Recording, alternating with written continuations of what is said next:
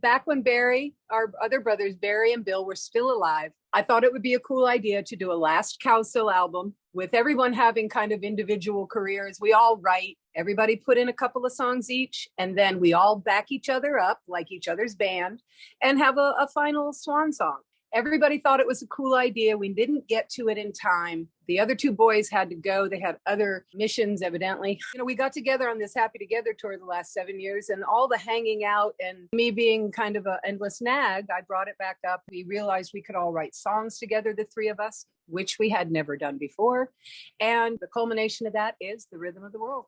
We just started writing this thing, and it was a labor of love to begin with, and having lost the other guys continued to be a labor of love. And we were on this bus and we started writing these songs, and it's all from love that these songs all came out of us. Paul, you mentioned that you were on the bus. You've been out on tour for the last few months. Tell us a little bit about that. 57 shows in 70 days. We're on buses, which creates a really fun atmosphere for us. And we stay up pretty late on that bus, and everybody else goes to sleep, and we started writing music. Is it the first time that you've actually sat down and written together? Back in the day, well, we didn't write with Susan ever. She was a kid. But Paul and I have been writing for decades. Yeah, we've written songs we can't remember we wrote. As siblings, you all get on really well together. Yeah, isn't that a trip? I mean, look, we've had backstage fights in purple tuxedos. We're guys, we've had amazing times as a family and as brothers, but that's all it has. And don't you get tired of playing all those old songs? I'll tell you what, for a lot of people, that might speak of one of their hits going, I never want to do that thing again. But me and Bob are in our 70s, Susan's 63, and, those songs are now paying some bills, and we have quite a love for those 5 songs, our 5 hits, because they've enabled us for the last 7 years to go all over the United States and see at least 250,000 of people every summer. In the beginning, we're a young group, we're a new group, we're a family group, we're bringing people songs. They love us for it. Today, the songs are carrying all of us. Nobody leaves their homes to watch 70-year-olds do much of anything, never mind a concert. But these songs are so special and so big that all of us are on tour because of them. So it's an amazing experience, the relationships that we have with these hits. Bob, which is your favorite song? It's kind of typical, but it's the first million seller we had, The Rain in the Park and other things, and not because it was the first million seller we had. It's because today, even, and through my whole life, it never changed. It just was always fresh sounding. It was always like contemporary sounding to me. I know it's got the 60s flower power image and all that, but today it rocks. And I have to be impressed with its longevity and popularity. We were 15 and 16-year-olds. Susan was probably 7. We had just gotten dropped from a label. It was after 2 attempts at singles that bombed. And we're in high school and grade school, but we were quite good. Now, we had met Artie Kornfeld, and he was assigned to us as a staff producer. He was 21 or something. So when they dropped us, he came with us. He had faith in us by then. And he and Steve Duboff sat down and wrote The Rain in the Park and Other Things for us, took us into the studio on his money. We recorded the whole thing. And then just as they're going to bring it to MGM, they thought, something's off with this group. And they thought, hey, let's put their mother in it. That'll make them different. And that's when that happened right there. Hi, this is Bob Cowsill, and you are listening to A Breath of Fresh Air. With the 4 of us brothers, we look like everybody. We've had 2 labels and 4 flops by the time I'm in the 11th grade. Paul's in the 9th grade. Susan's not even aware yet, So it must have changed your life incredibly once you started to become successful. Well, it did. We took our fun games that we did at home when we were not in music, and we just extrapolated all that fun that we had as children together. Mom and Dad, they were another entity in our lives, but the 7 of us were always tight and close and had each other's back, and we made each other laugh, and we brought happiness to ourselves amongst ourselves.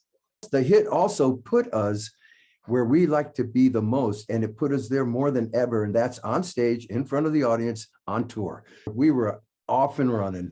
How is it that 7 siblings get on so well together? The ingredient is, sadly, that our parents lacked parental and social and life skills in general. It's sad but true. Therefore, as the boys were just saying, we were each other's everything, each other's parents, each other value system checker outers, each other's trusted pal, secret keeper. We were each other's everything because our parents just weren't up to the job. And that's, I'm not judging. I'm literally just telling you, they were kids. They had a bunch of kids. They came from a generation and a time and a group of people that weren't equipped. It was a roller coaster career that could have been a lot more smoother and produce a lot more, but it is our history. So the way we navigated around our dad and insanity, we can navigate anything now. Is it true that you guys were the inspiration for the Partridge Family? It is absolutely true. Screen Gems was the studio trying to put this thing together. It was always going to be a big vehicle for Shirley Jones. She was definitely going to be the mother in this Partridge Family. We already had our mother. They didn't want our mother, and they also didn't want us boys. They came and lived with us, actually, in Rhode Island, and they spent time with us. And some of what these guys were telling people at Screen Gems was that, look at the guys, they're not actors. They've got gaps in their teeth, and they don't look like David Cassidy for sure. But they all did like Susan. There was no way that my dad was going to let that little girl go and be a part of this show with all these other actors and stuff. So that was never going to happen. But it was certainly after our family. We had the mom. We were on a bus. It wasn't the fun looking bus they had. And we sat up. We never lied down in that thing. We were honored. Okay. And we're teenage guys that tour and have hit records at the time. So it's not like we wanted to do a TV show. We were fine recording and touring and having hits. And it was a great association. Our star was fading when they came and kept us bright. Susan, would you say that's one of your regrets in life, that you weren't allowed to go and join them? No, ma'am, it is not. I just like to be a pain in the butt whenever humanly possible with my brothers, and the Partridge Family story. I hear you. So when your stars began to fade in the 70s and you moved on to raising families, how long did you stay off the circuit for, and what brought you back onto it again? 6 years. What happened was, in the late 70s, we write songs. Something happens when we write these batch of songs, and it's like, you got to record. Yeah, in the late 80s, 89, 90, we write another batch of songs, and we go in and make Global, which is a highly critically acclaimed piece of work that went to 23 countries and 50 states till we ran out of CDs. That kind of brings us then up to Rhythm of the World. It's been coming for 30 years. You've written most of the tracks together. Paul, what's your favorite? And I love Lend a Hand because of the message that it says, that we need to reach out to people that seem unapproachable because they are in ratsy-matsy clothes and they need food, and they're always on that corner or that place at the stop sign or red light where you pull up, and they've had a bad run, obviously, and they need some money and some food. And what's interesting about all this is the sociological situation that we're in now. There's a lot of people out there needing a helping hand. And if we could just stop a little bit and think of our fellow man and just have love for them and not judging them, I think the world would be a greater place. And so Lend a Hand really speaks to all of that. We asked the question, can you love your brother? Is this new album the start of a whole new cycle for the COWSILLS, do you think? We've been off and running for a while, but you know what happens. I mean, you're under the radar for so long of that run. So much of that run is under the radar. Which one do you like best? Well, the one that I listen to and I'm most happy about is Katrina. And I say that because Katrina was a hard writing experience. And so the lyric came in first person. And if you're a writer and you've gone through this, some things you don't question, all right? But it recounts what happened to Barry in the Katrina hurricane, how he passed away. And I accept it as fact. He died in a wave. I accept that. I don't know why I wrote that. That kind of message comes during the writing process. And some songs take years. Some songs take 15 minutes. Okay. Katrina just took time and guts to do it because there were, some attempts to tell the story. And then when we're going into the studio, that really gave me impetus, just, God, man, we can do this, Katrina. We can finally do this. And just have our little musical memorial for Barry. Nice. So nice. Yeah, I remember when that tragedy occurred. We all mourned with you from here. Thank you so much for sharing, Bob. So is it, Bob, yeah. So is this new album the start of a whole new cycle for the COWSILLS, do you think?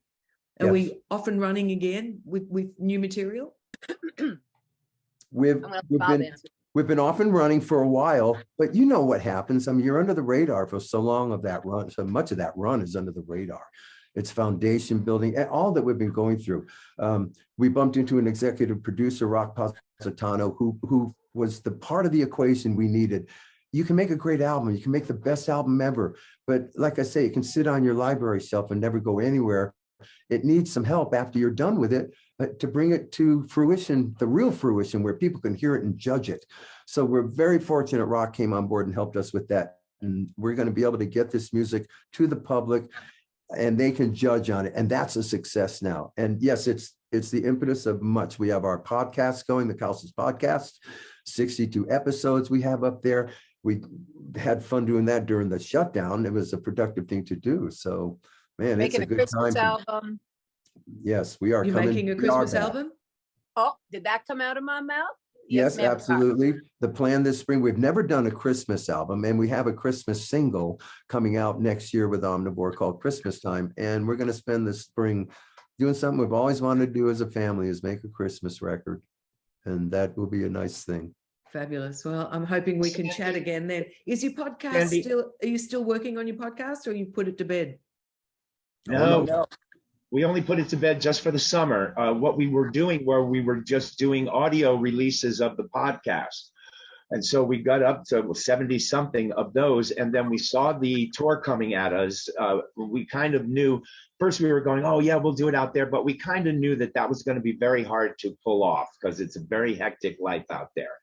And so what we did though, because we Zoomed every single interview we did. So we have Felix Cavalier, Bill Medley, Pat Boone, Debbie Boone, they're all video saved, on Zoom. So we thought, well, now we'll just go and we'll put them up visually, the same episodes. And it really took off. People are loving that because they're getting to see Peter Noon and Tommy James, these guys. And it's amazing that at this age that these people can hear what these stars have to say, even at this time in their life. It's different than if we'd have talked to all these cats 20 or 30 years ago. Yeah, absolutely. Well, we got a lot of crossover there, really, haven't we? We're talking to a lot of the same people. Yeah, we start new episodes next week after we get back from the cutting room in New York City. We play there September 10th, and then we start our new episodes again. And you bet, it's great. Isn't it great talking to all these? Oh, it's wonderful. What an absolute. Tell us when, yeah. For sure. Just a fabulous opportunity. I'm so pleased to have had the chance to speak to you, Susan, Paul, and Bob Cowsill. You're just delightful. I just want to come out on tour with you too, can I? Do it. Listen, absolutely, you can. And we really appreciate the support and helping us get the word out about our music and everything else we've got to Australia, say. we are coming. Yeah. When are you doing that? We're just saying we are. Sandy, coming arms wide open for a hug. hey, Sandy, we'll what's get there. Interesting is that I was road manager, sound and lights for Helen Reddy. Oh, really? For years. And in fact, Helen opened up the Sydney Opera House. I know. Yeah, amazing. And they threw me out because I didn't have a tie. And Helen was going crazy. Who you were? And so I went into the kitchen and grabbed some guy's black string that he tied his apron with and put it on for a tie. But I've toured all through Australia, Perth and Adelaide, and it was a good time. And I think we need to go over there, and I think we need to perform for all you guys there. Sounds good to me. If I can be of any help with getting that happening, just let me know. We would love to see the COWSILLS in this part of the world. Guys, that would be awesome. Anyway, have you well-deserved rest now after all the touring you've been doing. We'll look forward to getting all the information out there about the album to my audience. It's a great album. Congratulations on it. Thank you for that. And can't wait for lots more from all of you. You're a fabulous bunch. I wish I had siblings like you. We can adopt you, Thank you. I hope my brother doesn't hear that. Thank you, Sandy. Thank you so much for your time today. Great. Thank you very much. Thanks, Sandy. Hey, Bye, hi to Australia. Hey, Australia. And everywhere else you show up. BTC. And Love y'all boys. Bye. Thank you, guys.